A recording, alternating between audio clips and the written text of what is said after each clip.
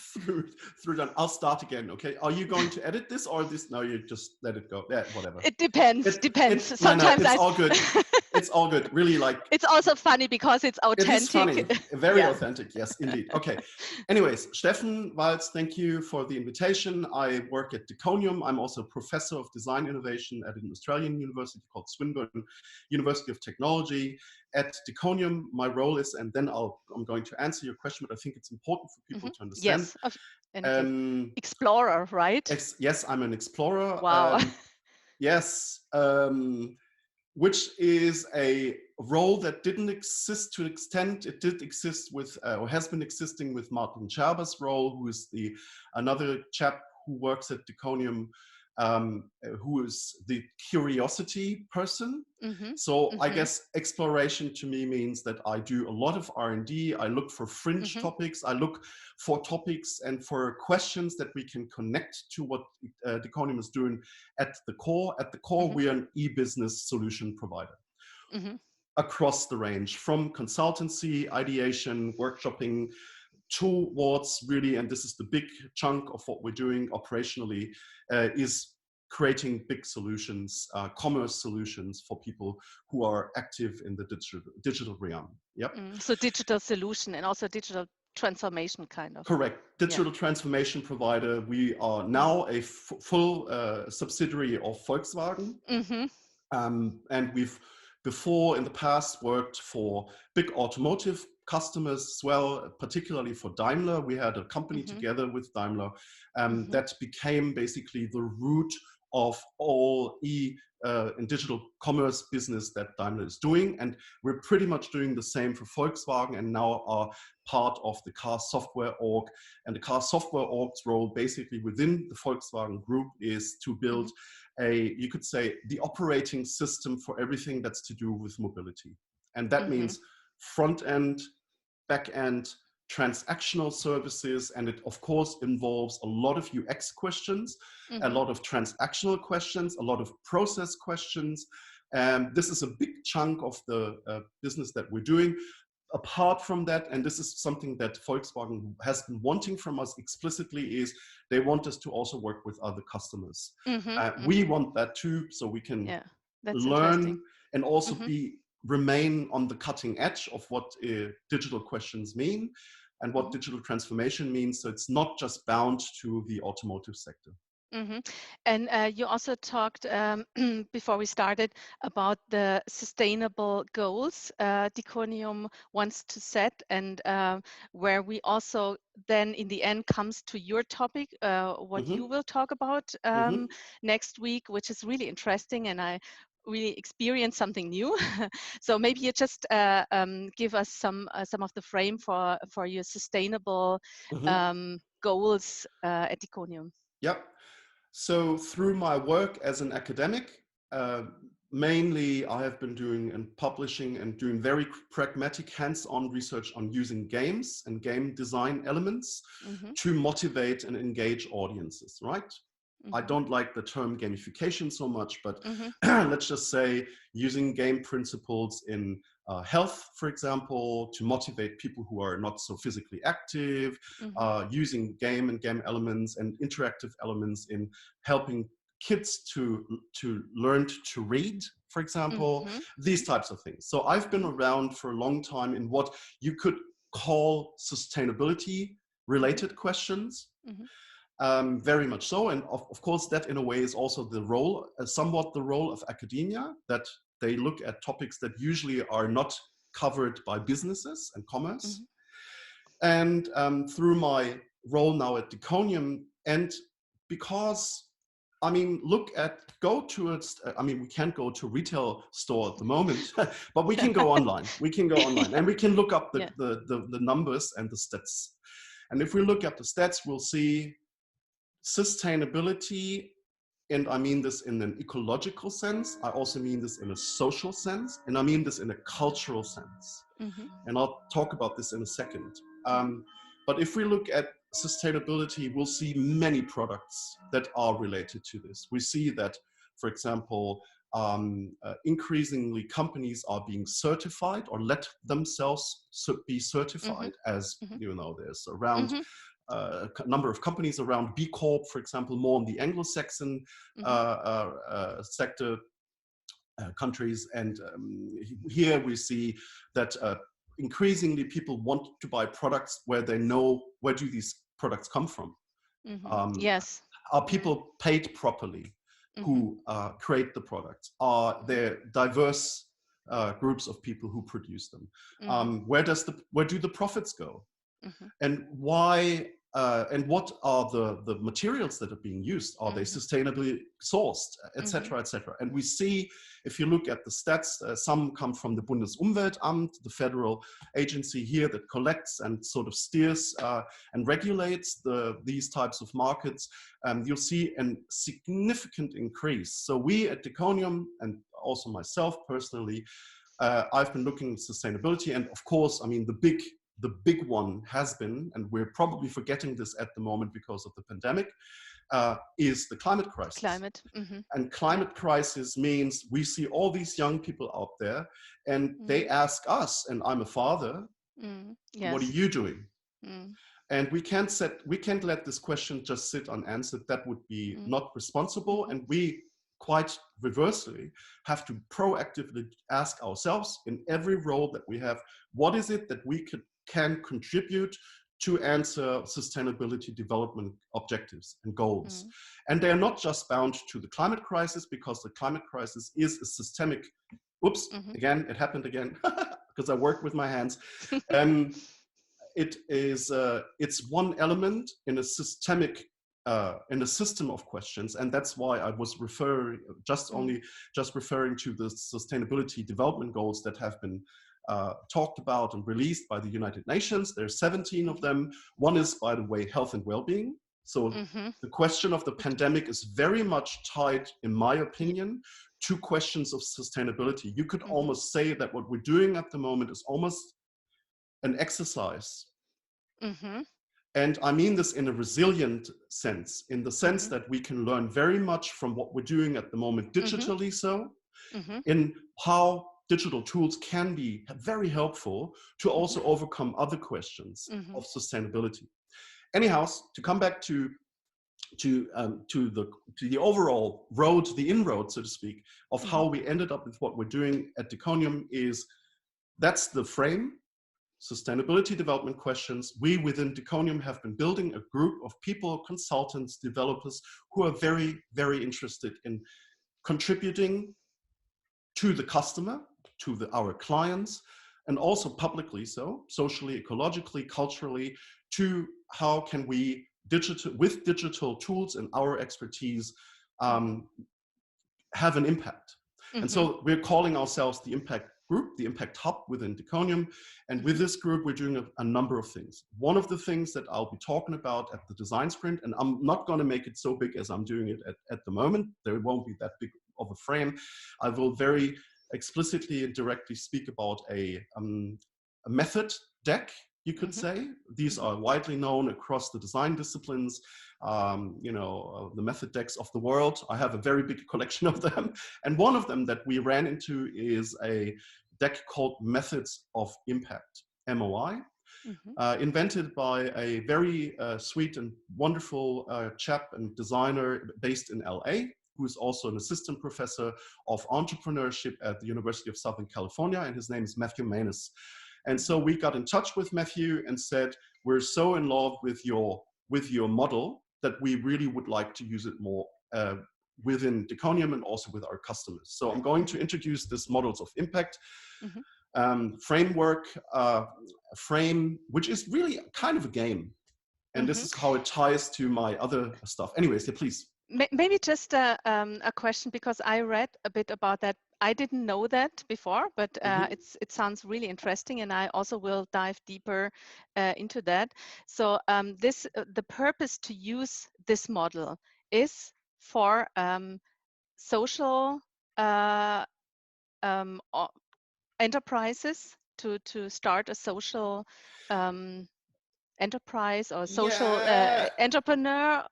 What is kind of so I'm really interested in what I'll try to make it into a very precise statement. I know that on the website it says social enterprise. You want to create a social enterprise. I think this is a bit of a fluctuating thing for Matthew too. We've been talking a lot back and forth, he and the Impact Hub group. And what Matthew does is, there's the, you're familiar with the business model canvas. All right. So the business model canvas, the only goal in a way that it has is to bring revenue and create a sustainable business model, but not in the sense of what sustainability can mean socially, ecologically, and culturally. In other words, what he's doing is he's created a few game mechanics have to do with rolling a dice, and choosing off a list of what he calls impact factors. These are donate, whenever you offer something for free. And there's different, you could say, business mechanics, but these business mechanics are driven by the question of impact rather by revenue. Okay, is this, let's say, the business models he's talking about? Because there are, he has also a card set of business models. I saw he pairs the classical revenue models, the revenue business models, yeah, subscription, hourly pay, free sample, with impact models. And then he also through the method deck, we combine them with what he calls other factors. And these other factors can be your personal asset that you bring into play. Like, I have a big, manufacturing facility where I can swap producing things that are bottles made of glass, God knows. Or I have a certain UX interest that I bring into play as another factor. And then we randomly combine them, and then we ideate and we create something out of that. The core, again, trying to precise this, what I find is the difference that he makes with this that I find very interesting is, first, the combination, the converging, almost the forced combining of revenue plus impact plus something that you bring in. That's and to randomize that, that has something to it. I know this because it's very appealing. It's very appealing to it's bring playful. Together to the revenue also the impact. So yes. It's appealing, it's playful, it's randomized. Of course, you can leave out the randomization, you can limit the factors that you can choose from. He has got a whole glossary of revenue models and of impact models. It's extendable, you can customize it to your needs. So there's a lot of appeal to that and a lot of combinatory outcomes, right? And that's the point that where I think it's a very good model at, let's say, an early stage phase where you try to come up with a lot of ideas and where you socialize, where you use it also as a way to have people socialize with one another. So it has a certain position in the design process where I'd say it lives very much in the first phase, where you ideate, you come up with something, but from the get-go, you think impact. It's not something that because there's a lot of discussion about greenwashing. Yes. Businesses saying, oh yeah, what we do is great and it's sustainable too. Look at this because we've just declared it so, and we've just hired. Or we buy we spend some money for a certain. Or we've just hired. Or I'll just make up an example, but I know it's true. We just hired a female corporate responsibility officer. That's why we're sustainable now. Anya. Oh no. Anya is beautiful. She's super. She brings so much good vibe into the company. And for sure, she's not just for the quote. Oh no, she's not a quote, not at all. Yeah. She's a great manager and has. We should have more of this kind. That's exactly the point. But I will say this, and also she's not our corporate responsibility officer. Which brings me back to diconium. We're doing not just this with the models of impact. Hopefully that's been clear, that's clarified. So I think it's a fantastic and really good, yet another tool in the arsenal of design thinking, game thinking, whatever, designerly tools that we've got to come up with good ideas. But very precisely, it brings in the impact side of things from the get-go, and that's super. I have one thought to that, because right now we are all in kind of a situation where we like this shutdown brings us time and space to reflect, and hopefully there will be also the possibility that a lot of companies think about how they can continue, how they will continue with their business. Because we see that a lot of companies, they just change their production. So now they produce now masks and also other kind of very important materials we need right now. So I think it's also possible to change a lot of things, and now we have the space to think about that. And maybe this so like it sounds for me, this method is a good tool to just bring in some ideas and to have like a framework to work with, to come up with ideas which in the end is sustainable but also brings business. And that's exactly the point. You very much summarized that. I can say that this is my personal view, and yes, maybe as an explorer within diconium and as a professor, I think that we have the power to change the world and make it more sustainable through digital tools and that kind of thinking, and through designerly thinking. Yes. That's and we do have the opportunity. I'm 100% with you. This is the opportunity where we exercise almost what can be done and prototype. And then, I mean, look at the amazing creativity that people are showing, all those videos out there. My daughters just went past cushions that they taped together into the hallway where they do something that's in German called Poporutschen. They just go down the stairs wearing helmets and geared up because they can't go outside. So they're using what's there. They're using the assets that we've got. And this is very, very designerly thinking. I'm biased because they're my daughters, but I look at this, of course, as analytically. That's exactly what happens is we do start to improvise with the assets that are at hand. And this is exactly the kind of, I will call this resilient thinking bracket. I have a video cast that's called Remain Resilient. I know. I just watched it. Okay. No, that's great. I love that. And I think that the question of resilience is the key question. And the principle of resilience, that every crisis is an opportunity for development, is at the heart of the world, the post-corona world, and the pre-new pandemic world, because there will be other stuff coming. And the climate crisis is one of those things where we can absolutely very, very productively steer towards that and turn the threat into an opportunity. That's exactly what we need to do. And this is where designers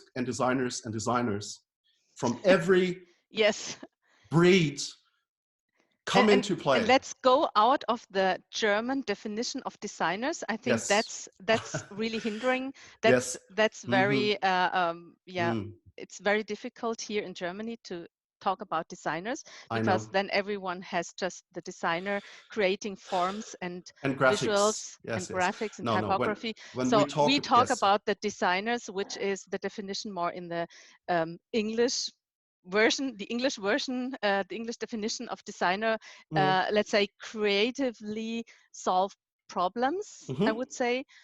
So that's the definition. Most definitely. Yes, exactly. And let's say everyone can also be creative, and that's something which I always frame in the design sprint. When I talk about design sprint, that I enable people to be creative, so everyone can be, let's say, can design, can creatively solve problems when they have a framework.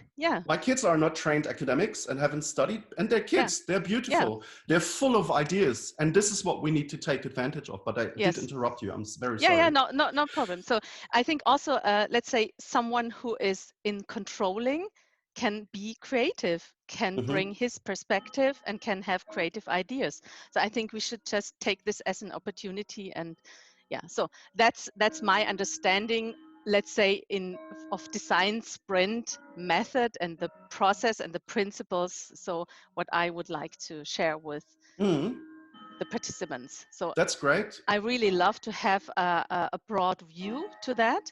And maybe, I don't know if I interrupted you, but I would like to ask something which you wrote on Twitter about schooling and learning, and let's say, for how do you think schools should make a big step forward and now use the crisis as a chance? Yep. Okay, I think to make the future as a topic. Yeah. Correct. Yes. So I have been trying to. Well, I'm following people who are tweeting, who are releasing posts and writing. So there is I believe there's a thick red line that goes across all these postings, and that line is. And it is also rooted a little bit in the way that resilience works. In to build resilience, you have to learn to think in scenarios. That there's not one finite answer to a problem. That you're subject to dynamics. Situations change. You lose an asset, you win an asset. You can combine assets with another asset, and that's great. But then you lose the asset again. What are you going to do? And you run into a situation where you think, this is no good. I don't want to be locked down. And then you go, yeah, but it's kind of cool because I haven't been home in 2 years and I've been wanting to fix my internet. Oh, God knows what. This is what I'm doing at the moment. So I think that that there's a lot of connections to what I would call futures. I think futures, and I very consciously wrote the plural, not the singular. I wanted to ask that as well. Yes, no, this is not a typo. This is very consciously, because futures, what I mean by that, and what I did suggest in this tweet, is we need a subject of this name in schools. And in the subject, we need to train people to be prepared psychologically, creatively, in the way that we look at problems as solution spaces that imply solutions already. And that I think we can very systematically do that, because we do have, as designers, these types of sets. That's why the models of impact are so interesting, because as I said, they are combinatorial games. That's what the models of impact is. It's a combinatorial game. It puts one revenue plus two impact plus three other factor together in what is really ultimately a permutation of possibilities, right? So you can say blah, blah, blah, blah, blah, blah, and then we'll come up with something cool, a good idea. This is where we come into play as humans, right? The machine could do that too, but maybe it's more exciting we do this together. Anyways, so to me, futures, and also as an academic discipline, it has been existing for a while under different names. For example, in Australia, there was for a long time, decades, an institute of forecasting design. I think forecasting design they were called. And the idea there was that what is it that we can learn about the future by looking at the factors that we can use to predict. So this has a lot to do with trajectories of prediction. You will see this is modeling in different disciplines. In the financial world, modeling. In computer science, modeling. Predicting outcomes, etc., etc. So that type of stuff, I think, both, and I mean this very consciously, again, quantitatively and qualitatively, really, as in we sit together and we talk about this. We imagine together what a future could be like. We give ourselves constraints and try to work out solutions. This is classical HR P&O stuff, where you assess people, how will they react if they are thrown into a situation of stress, of crisis, of limited resources. So across these disciplines, we'll find that there's different tool sets of how we can brace and prepare ourselves to be ready for situations that require we act very differently from normalcy. That's, I think... And creatively. And creatively. Yes. And to see this as, I mean, I know that there's ill people out there, and people are dying. This is horrible. That's bad. It's part of life too, if I may say. But it's not good if it's forced. But we can learn, and we can exercise for that, and we can build that kind of mindset. So where we don't look at it, again, sorry for repeating myself, not as a threat, but an opportunity. And I know I've been once told, look, these are my cats fighting in the background.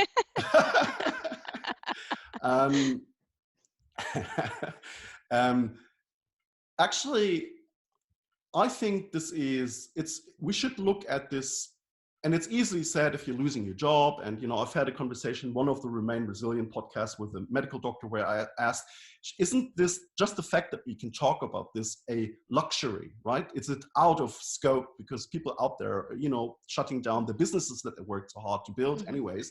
But I think that this is an adventure, because I've been thrown, and I know this is not crazy talk. This is, again, part of the resilience strategy that you can build to say, we can work this out, and we can work it out and look at it as a way of being creative. Yep. So I really love the idea of having futures as a topic. And when we started here, our, let's say, family adventure, because we have 3 kids. My little daughter, she's 8. She created her own, let's say, plan, what she wants to learn. So there's mathematics for sure, German, yes. But she also wrote future without the S, but that was like, okay, that's interesting. I think she heard about that somewhere, and she wanted to explore that. So that's really cool. interesting. And I think it's about just being prepared, having kind of a mindset prepared for whatever future situations, so that they are open, and then that they also have something. I think, for example, the children, they need something stable, so kind of resilience in themselves to be prepared to deal with strange situations. So I think that's something. Yes, I agree, but also as a parent, but this might take us farther away, but that children are always reflecting, and they're like antennas for how you are as a parent. If you're stressed, they will be stressed. They are stressed, yeah. Which means that we, as the parents in this case, we have to be looking at, this is again why is it futures, because there is no one future. There needs to be flexibility in your mindset, that you say, yeah, we just been discussing that we're going to fly to Australia, but maybe we're not flying to Australia. Maybe we're flying to the Netherlands. And then you get off board, and you're like, it's kind of nice here too. Yeah. So let's stick around here. And you're not fixed in your head. Okay, but I have to be in Australia. So how can I go to Australia? Exactly. And and this is something that I think is exactly happening to us at the very moment, to learn that things don't have to be a certain way. There's always leeway. In German, we have this we use the word Spiel to express that there's leeway. There's juggle space. There is slack. And maybe there's no right or wrong. I think that's also important to learn, because I think now we take the children again. They learn in school, this is the right way. This is the right answer. This is a wrong answer. You get a minus, you get a plus. So, and I think that's the wrong way. Kind of depends on what you look at, because also in mathematics, I know from my older son that he is looking to that in another way. So there are different ways and different realities. But I think it's important for the children also to know there is no right or wrong. You have different possibilities, and you have to explore them as well. So I think that's important. One last sentence. Culturally, and I did start off talking about sustainability also in culture, in a cultural sense. What I had in mind was sort of like how we work as teams, and that there's diversity, there should be diversity, there should be this openness, right? And an awareness of how it should be. But one of the things that I find very striking is in the German mindset, and this is very generalized, but having lived in Australia, in the US, and Anglo-Saxon cultures, also a little bit in Asia, there's mental models. Mm-hmm. And one thing that I found very striking is the improvisational character traits that I found in Australia, where it's like, it doesn't have to be perfect, it has to work for a bit. Mm-hmm. And I think, and we're both laughing because having grown up in Germany, I know yes. Germans don't like the unfixed or the if it's not a system that's mm-hmm. perfectly done, what's the point? Mm-hmm. And it's a very good way to be trained to think, because it's very, very problem oriented and very much, how do we solve this and how do we solve it so it really works? And there's quality, right? The element of quality. But also, having lived in other cultures, you can also go by with just something that just works for a bit. And that's also something that we have to learn, that there's different ways of fixing problems. You mean for the German? We in Germany, or speaking of the idea of the futures topic, okay, because you said it has to do with preparedness, I think it has a lot to do with flexibility of how you solve the problem creatively. And that there's not just this one way. And this is, I think, very much tied to also how the kids grow up these days, that I want to teach my kids, how you fix the problem, that's cool. Carry on doing that. Do more of that. And there's not just one way of how we do things. And this is oftentimes, I find, and this is a cultural talk now,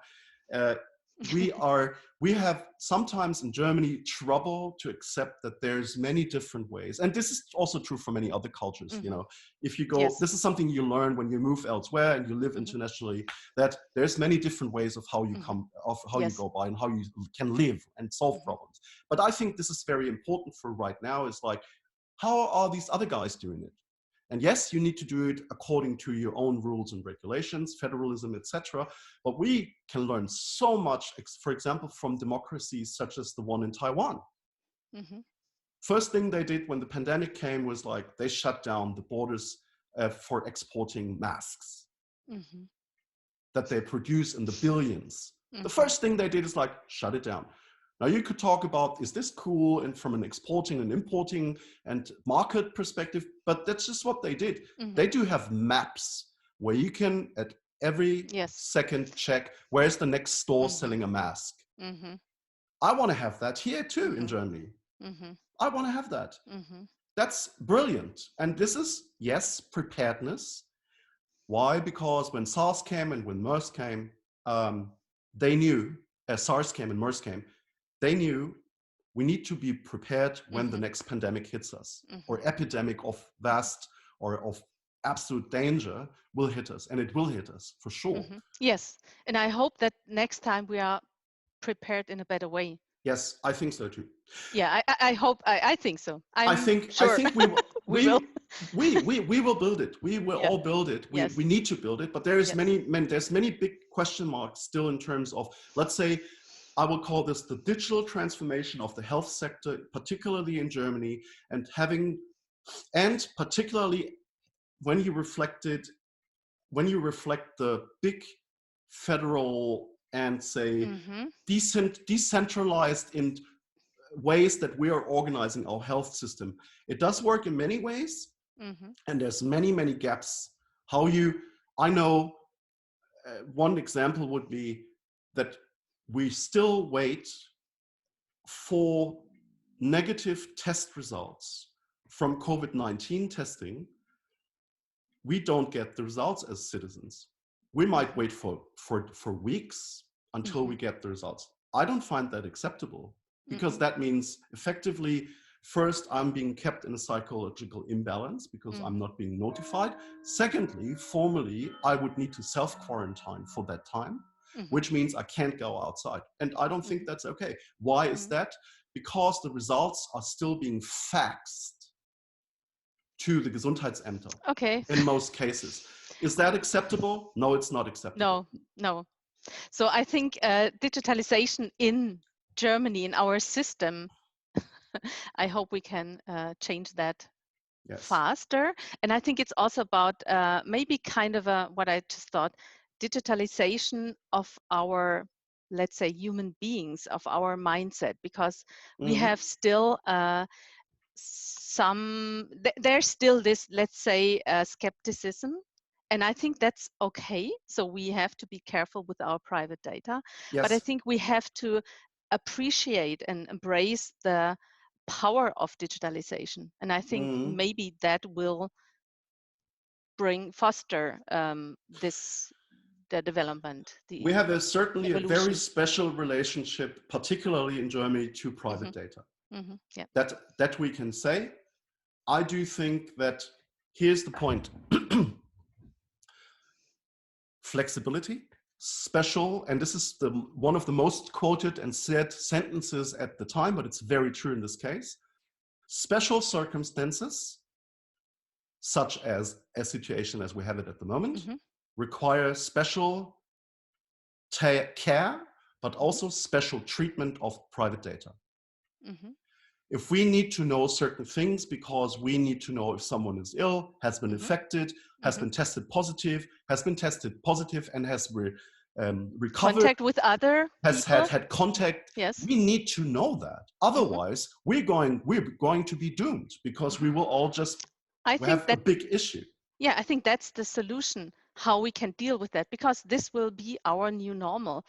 We cannot go back to the situation we had in February. That's not possible. And I think there are many still thinking, okay, now in 1 month, it will be again like it was, but it will never be the same, for sure. And I think we need some tools. And let's say we have also to realize that we have to deal with all the digitalization, with private data, with the behavior in another way. Yes. That's why in Remain Resilient, in the podcast, the first person I spoke with is a clinical doctor and a neurologist whose job is to work with families where one of the family members, usually a child, has afflicted a chronic illness or comes with a chronic illness. And these people are thrown off, but they learn, and it's very tough for them, but they learn to deal with that new normalcy. That's the point. And it's also like diabetes. Yes, exactly, like a diabetes patient, exactly. Yes. And it's not, we come from the outside, and I, in that case, would even exclude myself, because I know how it is to live with people, with family members that have chronic illnesses. It's not like a Damocles sword. We always think, oh God, I'm ill-fated, and why? People live their lives. They laugh. They are enjoying themselves. They love. They eat. But across the range of what's possible, the continuum isn't just like that. Again, flexibility and appreciating that this is just part of how it is, and then making the most of it. That is how it is for many people. Many people have something that they might think is a hindrance, but that in a way can even be kind of the new cool, or the thing that... The new cool, yeah. The mask is the new cool. The mask is actually, I gave a talk the other day, and my partner, Catherine, she had this really good idea. She said, she came back from grocery shopping, and she said, you know what's really problematic is you can't see other people's faces, and you want to smile at them, because to express, the gratitude and that you're just being you have to a nice smile person. With your eyes. Yeah, you have to smile with your eyes. But she said, what if we had masks that had sort of a LED on them, where you could express what you want to express, or where you had, or see-through masks or something like that, made like these bricks that, there's brick material that can be made translucent. So we're like, so just saying, semi-transparent. We need transparent masks, and all masks that express that. And Yeah. it's a great idea. So I think we could just continue Talk talking. forever. It's I really, know. it's I really, do apologize for that. I enjoy that. No, I I do really enjoy apologize. that, but I also want to respect your time. So, All good. so I have one question to you, Hmm. because I read that you will have an interactive talk with us. So I Yeah, really love that expression. So do you well, have any hint on how that works? we'll play models of impact together. We'll build something. We'll build an idea. Oh, wow. Of course. It's easy. Wow. That's You great. will see it's relatively easy. You just need to, you can go to modelsofimpact.io, Yeah, I was there. So I I will, think. Yeah, anyways. So so we'll build something together. We'll that's build a, great.